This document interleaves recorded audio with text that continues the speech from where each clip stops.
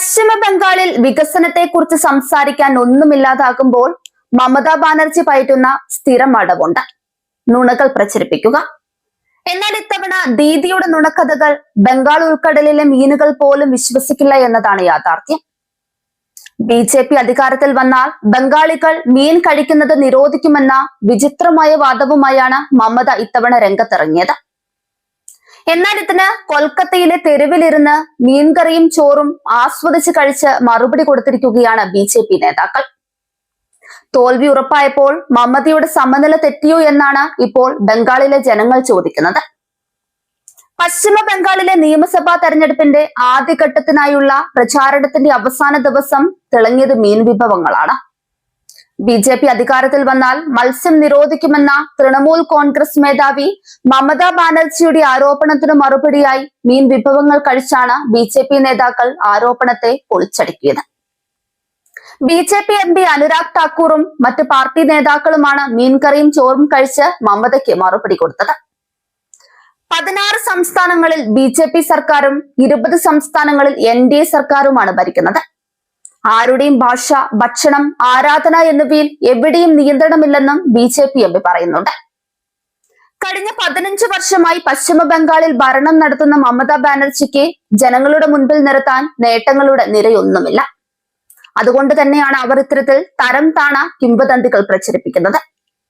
BJP ഭരിക്കുന്ന എവിടെയാണ് മീനും മാംസവും നിരോധിച്ചതായി നിങ്ങൾ കണ്ടെത്തിയതെന്നും അവർ ചോദിക്കുന്നുണ്ട്.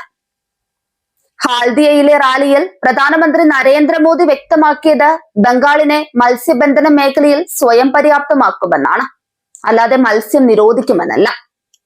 ആഭ്യന്തരമന്ത്രി അമിത്ഷായും ഹാൽദിയയിൽ വെച്ച് ഈ നുണപ്രചാരണങ്ങളെ തള്ളിക്കളഞ്ഞു. BJP അധികാരത്തിലെത്തിയാൽ മത്സ്യത്തിന്റെയും മുട്ടയുടെയും ഉപഭോഗം വർദ്ധിപ്പിക്കാനുള്ള നടപടികളാണ് സ്വീകരിക്കുകയെന്ന് അദ്ദേഹം ഉറപ്പു നൽകിയിരുന്നു. BJP സ്ഥാനാർത്ഥി ശരദോത്ത് മുഖോപാധ്യായ കയ്യിൽ മീനുമായി പ്രചാരണം നടത്തിയത് മമതയുടെ പരിഹാസ്യമായ വാദങ്ങൾക്കുള്ള നേരിട്ടുള്ള മറുപടിയാണ്.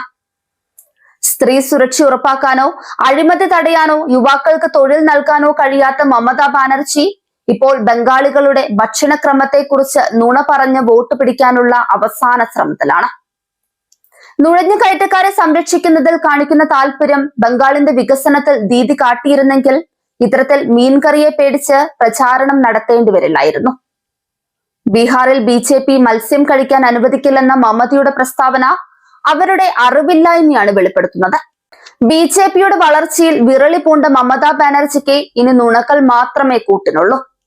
വികസനത്തിന്റെ രാഷ്ട്രീയം പറയുന്ന BJPയെ നേരിടാൻ ഭക്ഷണത്തെയും വിശ്വാസത്തെയും തെറ്റായി വ്യാഖ്യാനിക്കുന്ന ദീദിയുടെ തന്ത്രം ബംഗാൾ ജനത തിരിച്ചറിഞ്ഞു കഴിഞ്ഞു. തെരഞ്ഞെടുപ്പ് ഫലം വരുമ്പോൾ ഈ മീൻകറി രാഷ്ട്രീയത്തിന് മമത വലിയ വില നൽകേണ്ടി വരുമെന്ന് ഉറപ്പാണ്. കാത്തിരിക്കാം ബംഗാളിന്റെ യഥാർത്ഥ വിധി അറിയാനായി.